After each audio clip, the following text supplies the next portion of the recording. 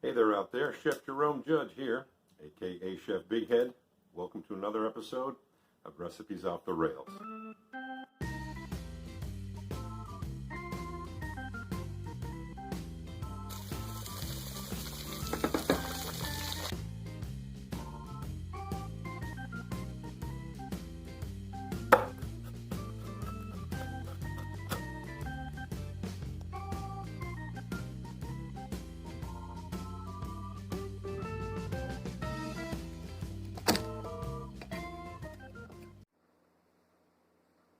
Oh boy, wait till you see what we do with these smoked lamb shanks.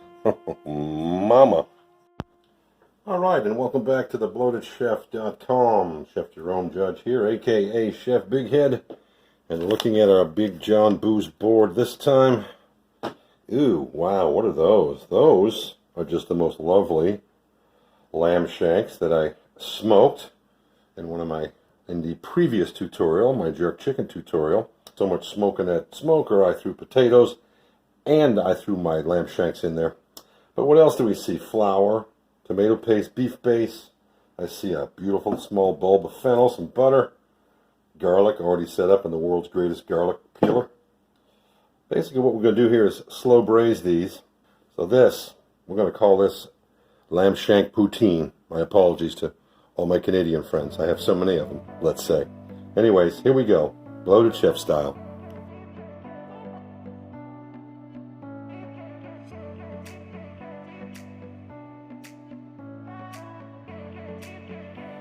And as usual,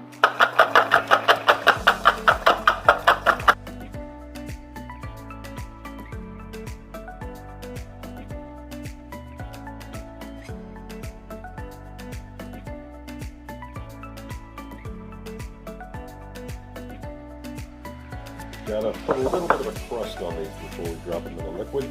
So I've got here 2 cups of flour, and I'm just going to add about a half a cup of tapioca starch. And I will go about doping up this flour, because you do want to have seasoning. So use a little ground white pepper, fresh ground, nice and aromatic. We'll go with about half a teaspoon of that. That should be enough. The obligatory onion powder, that's about a half a teaspoon. Teaspoon of garlic powder, and maybe even a quarter teaspoon of Cajun spice, just for something to give it a little kick.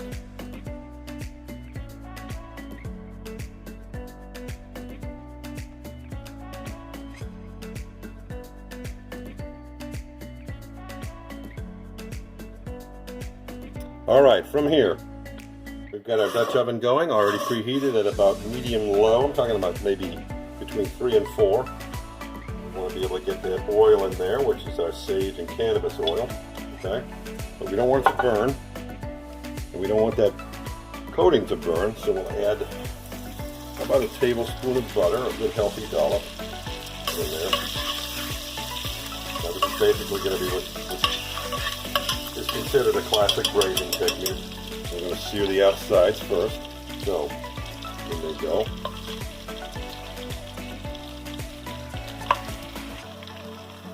Big boys in there, meat down first. Alright, we'll check back in a few minutes to see how they're looking. Alright, so a couple of turns and a couple of steel ferns, as the old Gordon Lansford used to say.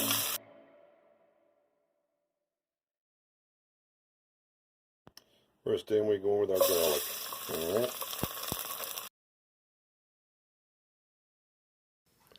Then we'll add our remaining root vegetables and then drop the spuds in there last, okay? Alright, you know me, I can't resist when I got the chance to put some heat in something.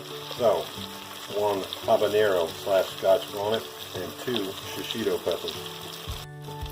Alright, 3-4 minutes later, we are looking at fresh rosemary, fresh oregano, and fresh sage right in.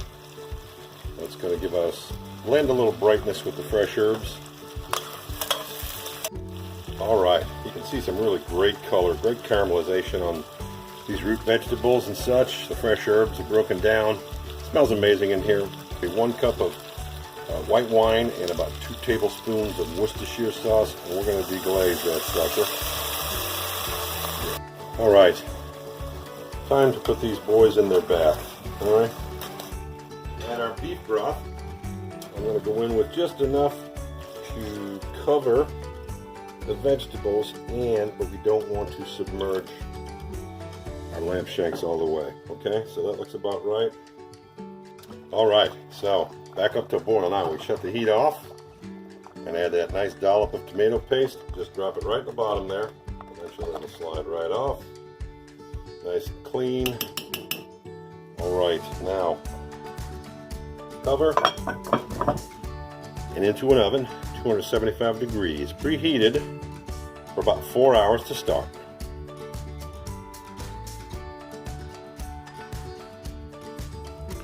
"4 hours exactly, and these suckers are a flick off the bone tender. Holy cow." How good does that look? Alright, next step.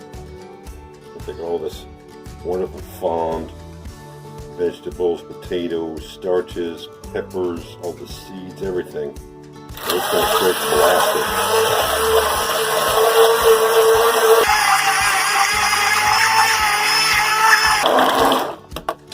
Alright, let's check the consistency. Oh, it coats beautifully.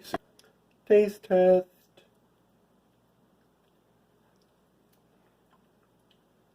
Wow. Okay. Wow. Okay, welcome back. We are at part 2. We've got our second mise en place set up right here. I'm going to finish up this poutine. Apparently it's the national dish of Canada. What do you have there? Sorry Canada, I'm cheating. I grabbed some regular good old waffle fries because I like the way they crisp up the best. But before I fry them, I'm going to stick them in the oven and bake them. These are frozen. Now, at this point, we're really just going to bake off the moisture and the ice crystals on these French fries, and then we'll dry them off at room temp, so that way they won't go nuclear when they hit the oil. Put the heat on very low underneath our gravy. Now, there's all that beautiful pulled lamb shank meat. Even got a little bit of the carrots in there. The stuff's so tender, it's not even funny. Now, I have to apologize again. Sorry, Canada. Could not anywhere in this town or this region find me any real cheese curds. So I had to make do with what I could replicate a nice cheese curd. So we settled on good old stinky yet buttery delicious Taleggio and good old mozzarella pearls. Alright, so here's the typical reaction. 2 reactions when someone tries Taleggio for the first time. They go, "Ew, that's gross." When you finally get them to try it, "Oh my god, that's so good." Let's go in with our blanched potatoes. Okay. Alright, so you can see just by the color that these are done, and they're going to be nice and crispy. And now, the big finish. Alright, now from a presentation standpoint, you can do whatever you like. I like to get the sauce on there first, the gravy.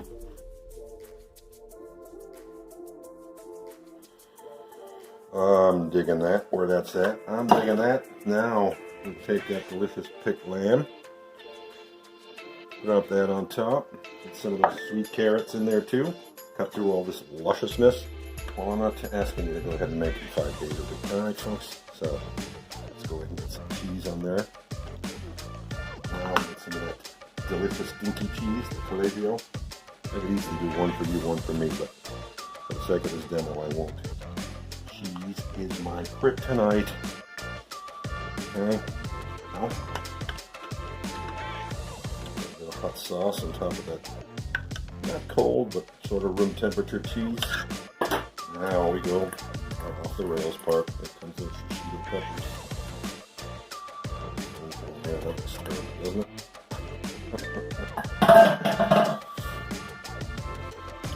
The greens.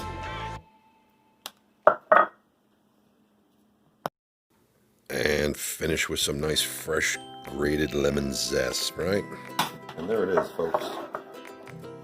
Bloated chef style. Exotic Canadian poutine there, eh?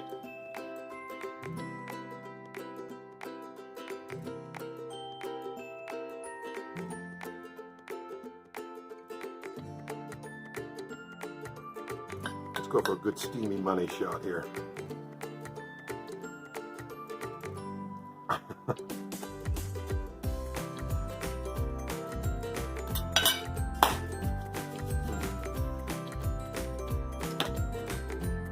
Brightness from the lemon. You get a hint of it. Gives way to all that rich gravy. And incredibly tender lamb. And that wee gooey cheese. Wow. And shishito peppers right at the very end of your palate. It'll really give you a nice kind of bit of a teeny bit of heat and some smoke. Don't make it every single day. You look like I used to look. Happy holidays, everybody.